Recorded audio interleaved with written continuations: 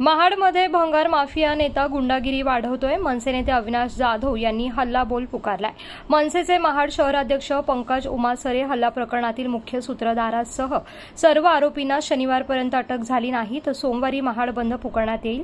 त्यासाठी महाराष्ट्र नवनिर्माण सेनेचे सर्व नेते येतील असा इशारा मनसेचे ठाणे जिल्हा प्रमुख अविनाश जाधव यांनी आज महाड येथे बोलताना दिलाय। शनिवारी मनसेचे महाड शहराध्यक्ष पंकज उमासरे यांना शिवसैनिकांनी बेदम मारहाण केली होती आणि याच पार्श्वभूमीवर अविनाश जाधव आणि संजीव नाईक तसंच योगेश चिले हे मनसेचे नेते महाडला आले होते।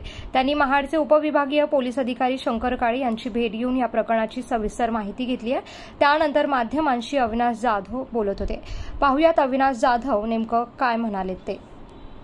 पद्धतीने महाडमध्ये भंगार माफिया नेता हा ज्या पद्धतीने गुन्हेगारी वाढवतोय, ज्या पद्धतीने गुन्हेगारी करण्यासाठी तरुणांना प्रवृत्त करतोय, हे पाहता मला असं वाटतंय की इथला माफिया राज वाढत चाललेला आहे।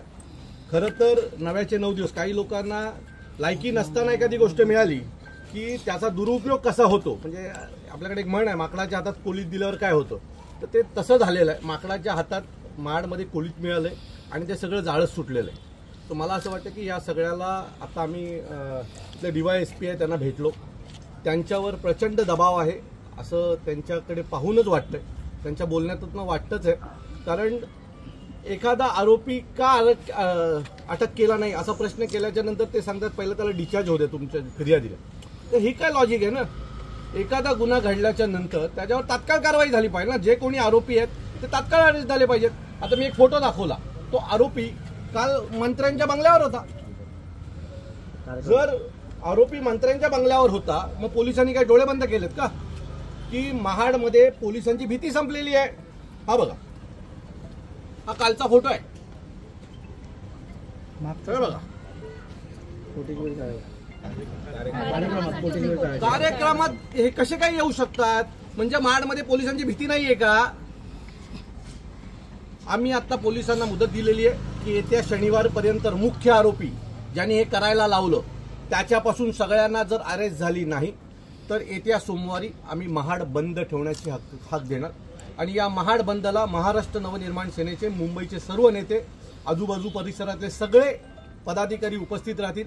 इथले उबाटाचे सगळे पदाधिकारी उपस्थित राहणार आहेत। मला वाटतं अनेक इथल्या सामाजिक संस्थांनी कालपासून मला कॉल केलेले आहेत की यांची गुन्हेगारी इथे प्रचंड मोठ्या प्रमाणात वाढत चाललेली आहे। सो या सगळ्या गोष्टीला जर उत्तर द्यायचं असेल आणि गुन्हेगारी खपवून घ्यायची नाही हे जर महाडकरांना दाखवून द्यायचं असेल तर सोमवारी होणाऱ्या आमच्या महाड बंदमध्ये या सर्वांनी सहभागी होणं गरजेचं आहे।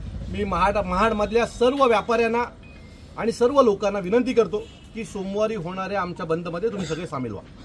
आचारसंहिता लागू झालेली आहे किंवा आता निवडणुका पण जाहीर झालेल्या आहेत, या कंडिशनला तुमचं बंद राजकीय असल्याने होणार का? माझं मत पुन्हा आहे, आमचा राजकीय कसा असू शकतो?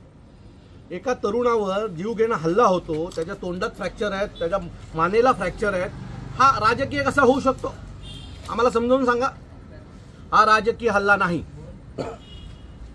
त्याच्यामुळे जर उद्याचे हे सगळे हल्ले थांबवायचे असतील ना महाडमध्ये, आज यांना जर मोकाट मिळाली ना तर उद्या घराघरात जाऊन बायकांवर पण हे हात टाकतील की आमच्यावर कुठल्याही प्रकारचा गुन्हा दाखल होत नाही, आम्हाला पोलीस अरेस्ट करत नाही, ही भीती तयार होईल इथल्या महाडवासियांच्या मनात। त्यामुळे सोमवारचं बंद हे होणार म्हणजे होणार।